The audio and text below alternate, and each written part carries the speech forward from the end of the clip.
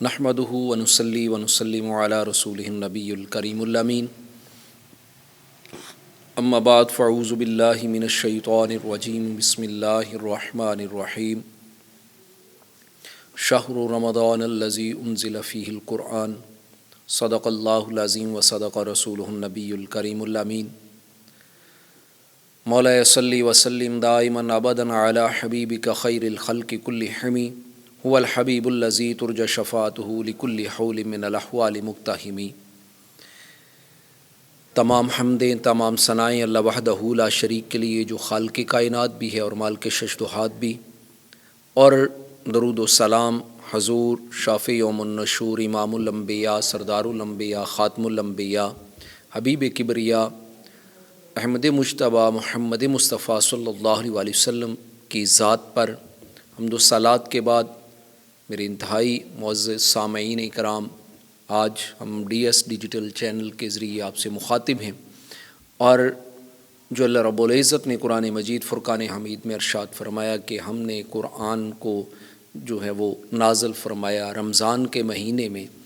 اور رمضان کا مہینہ جو ہے وہ بڑی ہی فضیلتوں والا ہے، بڑی ہی برکتوں والا ہے، اور اس کی نسبت جو ہے وہ قرآن کے ساتھ ہے، اور قرآن وہ کتاب ہے کہ جو زندگی کا ایک ایک لمحہ جو ہے وہ گزارنے کا طریقہ کار بتاتا ہے، اور ہم نے رمضان کو کس طرح سے گزارنا ہے یہ بھی طریقہ قرآن ہمیں بتاتا ہے، حدیث ہمیں بتاتی ہے۔ اور کریم آقا علیہ الصلوۃ والسلام نے جب آقا علیہ الصلوۃ والسلام کو بھیجا اور قرآن دے کر بھیجا تو حضرت ام عائشہ صدیقہ رضی اللہ تعالیٰ عنہ سے سوال کیا گیا کہ حضور کا اخلاق کیسا ہے، تو آپ نے جواب دیا کہ کیا تو نے قرآن نہیں پڑھا، کہ قرآن سارے کا سارا جو ہے وہ حضور علیہ الصلوۃ والسلام کا اخلاق ہے۔ تو اخلاق جو ہے وہ ہمیں طریقہ کار سکھاتا ہے کہ آقا علیہ الصلوۃ والسلام نے رمضان کس طرح سے گزارنا ہے، وہ طریقہ بھی ہمیں بتا دیا کہ آپ نے رمضان کس طرح سے گزارنا ہے۔ تو رمضان کی ابتدا جو ہوتی ہے، روزے کی ابتدا جو ہوتی ہے وہ سحری سے ہوتی ہے، اور سحری جو ہے اور اختتام جو ہے اس کا افطاری کے اوپر روزے کا ہوتا ہے۔ اور آقا علیہ الصلوۃ والسلام نے ارشاد فرمایا کہ امت مسلمہ کا روزہ جو ہے وہ دیگر امتوں سے ڈیفرنٹ اس وجہ سے ہے کہ پہلی امتوں کے جو روزے تھے ان میں سحری نہیں تھی، مگر امت محمدیہ کا جو روزہ ہے اس میں سحری ہے۔ تو یہ ایک جدا طریقہ کار ہے۔ پھر اس کے بعد فرمایا کہ اے ایمان والو تم سحری کیا کرو، کیونکہ سحری میں اللہ رب العزت نے برکت رکھ دی ہے۔ تو آقا علیہ الصلوۃ والسلام سحری فرمایا کرتے تھے، اور یہ سنت ہے سحری کرنا۔ اور پھر آقا علیہ الصلوۃ والسلام سحری کے وقت جو ہے وہ آپ کے معمولات یہ ہوا کرتے تھے کہ آپ تہجد جو ہے وہ ضرور پڑھا کرتے تھے۔ اور حضرت ام عائشہ صدیقہ رضی اللہ تعالیٰ عنہ سے روایت ہے کہ آقا علیہ الصلوۃ والسلام رمضان اور غیر رمضان میں جو ہے وہ 8 رکعت نماز جو ہے وہ باقی نماز کے علاوہ ادا کیا کرتے تھے۔ تو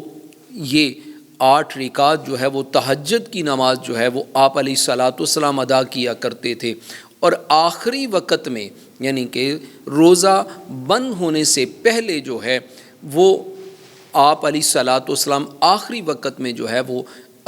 سحری کیا کرتے تھے، اور فرمایا کہ سحری جو ہے وہ تمہارے لیے بھی جو ہے وہ برکت کا ذریعہ ہے، اور سحری جو ہے وہ تمہیں روزے کے لیے روزہ نبھانے کے لیے جو ہے وہ طاقت فراہم کرتی ہے۔ یعنی کہ اس ٹائم اگر کھایا جائے تو پیٹ جو ہے وہ بڑا ہوتا ہے، اور اس کے ساتھ جو ہے وہ سارا دن گزارنا جو ہے وہ بڑا آسان ہو جاتا ہے۔ اسی طرح فرمایا کہ تم افطاری بھی کیا کرو، اور افطاری میں جو ہے وہ جلدی کیا کرو۔ فرمایا سحری میں تاخیر کیا کرو، یعنی کہ آخری ٹائم پہ کیا کرو، اور افطاری جو ہے فرمایا کہ اس میں جلدی کیا کرو۔ اور آقا علیہ الصلوۃ والسلام نے فرمایا کہ میری امت جب تک افطاری میں جلدی کیا کرے گی تو وہ حق پر رہے گی، اور اللہ رب العزت اس کو عزتیں عطا کرے گا۔ اور جب یہ افطاری میں جو ہے وہ تاخیر کرنی شروع کر دیں گے تو یہ یہودیوں والا عمل ہو جائے گا، کیونکہ یہودی جو ہے وہ افطاری جو ہے جب ستارے نظر آنا شروع ہوتے تھے تو اس وقت وہ افطاری کیا کرتے تھے، مگر امت محمدیہ کی افطاری جو ہے وہ غروب آفتاب کے ساتھ ہی ہو جاتی ہے۔ تو یہ ان کے اور ہمارے عمل میں ایک تفریق ہے اس کی،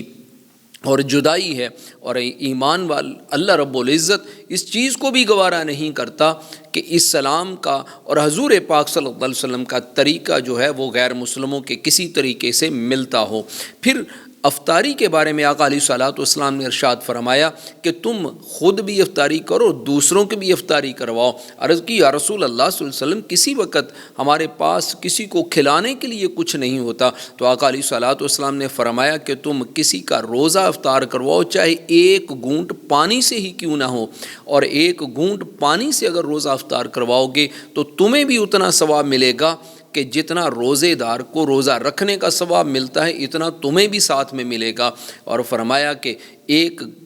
کھجور سے کسی کا روزہ افطار کروا دو۔ پھر فرمایا کہ پانی اور دودھ ملے ہوئے جو ہے وہ پانی جو ہے اس کے ساتھ روزہ افطار کروا دو، نمک کے ساتھ روزہ افطار کروا دو، یعنی کہ جو تمہارے پاس اسباب ہیں، یہ نہیں کہ کوئی آپ نے بہت وسیع انتظام کرنا ہے۔ فرمایا کہ جتنی اللہ رب العزت نے تم کو توفیق دی ہوئی ہے اپنی توفیق کے مطابق کسی روزہ دار کا روزہ افطار کروا دو۔ اور یہی تو ایک اسلام کا حسن ہے کہ اسلام صرف اپنی ذات کو مد نظر نہیں رکھتا بلکہ اپنے ساتھ دوسروں کی بھی ذات کو مد نظر رکھتا ہے، اور یہی جو ہے وہ اسلام کا حسن ہے، یہی اسلام کا ایک طریقہ کار ہے۔ اور اسی وجہ سے اسلام جو ہے وہ شروع سے جو ہے وہ بلندیوں کی منازل جو ہے وہ طے کرتا رہا۔ آج ہم نے اسلام کے یہ طریقہ کار چھوڑ دیے ہیں، بلکہ یہاں تک فرمایا کہ تم جب افطاری کا وقت آئے تو اس وقت جو ہے وہ اپنے دسترخوان کو وسیع کر دیا کرو، یعنی کہ اپنے دسترخوان کے اوپر دوسروں کو بھی بلاؤ، اور یہ بھی ایک صدقہ ہے، اور صدقہ جب بندہ کرتا ہے تو اس کے رزق میں اضافہ ہوتا ہے، صدقہ جب کرتا ہے تو اس کے بزنس میں، اس کے کاروبار میں اضافہ ہوتا ہے، اس کے مالی حالت جو ہے وہ بہتر ہو جاتی ہے۔ اور آقا علیہ الصلوۃ والسلام نے قسم کھا کر فرمایا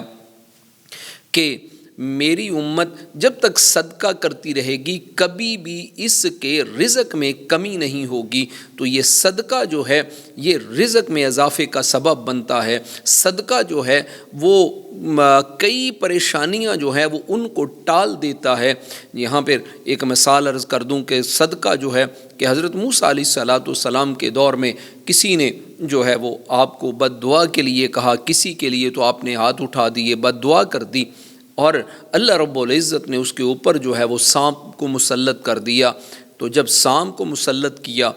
تو تھوڑی دیر کے بعد وہ پھر بندہ واپس آ گیا اور زندہ سلامت تھا۔ عرض کی کہ مولا یہ بندہ کیسے واپس آ گیا جب کہ تو نے کہا تھا کہ اس کی موت ہو جائے گی آپ کی دعا سے؟ تو فرمایا کہ اس نے جاتے ہوئے صدقہ کر دیا تھا۔ تو صدقہ جو ہے وہ بری موت سے بھی بندے کو بچا لیتا ہے۔ تو یہ جو روزہ ہے یہ بھی افطاری جو کروانا ہے یہ بھی ایک صدقہ ہے، اور صدقہ جو ہے یہ بری موت سے بھی بچا لیتا ہے، رزق میں بھی اضافہ کر دیتا ہے۔ اور یہ چیز جو ہے یہ اسلام میں اور دیگر مذاہب میں ایک ڈیفرنٹ ہے، ایک علیحدگی ہے، ایک جدائی ہے کہ اسلام جو ہے وہ سحری کی بھی تلقین کرتا ہے اور افطاری کی بھی تلقین کرتا ہے، کہ یعنی کہ سحری کھاؤ گے تو تمہارے رزق میں برکت ہوگی، اور افطاری کرو گے اور کرواؤ گے تو اس سے بھی تمہارے رزق میں برکت ہوگی۔ اور جس چیز میں اللہ رب العزت برکت رکھ دیتا ہے تو وہ باعث شفا بھی ہو جاتی ہے۔ آج ہم جیسے کہ پریشان ہیں بیماریوں کی وجہ سے، تو اللہ رب العزت ان اعمال کی وجہ سے شفا بھی عطا فرما دیتا ہے۔ اور کریم آقا علیہ الصلوۃ والسلام اس کی اسپیشلی طور پہ تلقین کیا کرتے تھے، اور آقا علیہ الصلوۃ والسلام بخاری شریف کی حدیث مبارکہ ہے کہ آپ جس طرح ایک تیز ہوا جو ہے وہ چلتی ہے اور اس میں ہر چیز جو ہے وہ اڑتی ہے، تو اسی طرح آقا علیہ الصلوۃ والسلام ان دنوں میں جو ہے وہ صدقہ و خیرات کی اس طرح سے کثرت کر دیا کرتے تھے کہ ہوا کا زور بھی کم ہے، مگر آقا علیہ الصلوۃ والسلام کا صدقہ اور خیرات جو ہے وہ رمضان کے دنوں میں زیادہ ہو جایا کرتا تھا۔ تو اس لیے ہمیں بھی چاہیے کہ آقا علیہ الصلوۃ والسلام کی سنت پر عمل کرتے ہوئے ہم بھی اپنے بھی جہاں افطاری کا اہتمام کرتے ہیں وہ بھی کریں، اپنے دوست احباب کو بھی، اور خصوصی طور پہ اہل محلہ کو جو ہے وہ وہاں ان کے گھروں میں بے شک تھوڑا ہی کھانے کے لیے بھیجیں، مگر افطاری کا سامان بھیجیں، کہ ہو سکتا ہے کہ کسی کے گھر میں جو ہے وہ افطاری کا سامان نہ ہو اور وہ ان کے بچے جو ہیں وہ افطاری کے لیے بیٹھے ہوں، تو ہمارا جو ہے ان کے ساتھ کے پاس بھیجنا سنت بھی ادا ہو جائے گی، ان کے لیے صدقہ بھی ہو جائے گا اور ان کے لیے افطاری کا سامان بھی ہو جائے گا۔ اللہ تعالیٰ سے دعا ہے کہ اللہ رب العزت ہمیں رمضان کو بہتر انداز میں گزارنے کی توفیق عطا فرمائے۔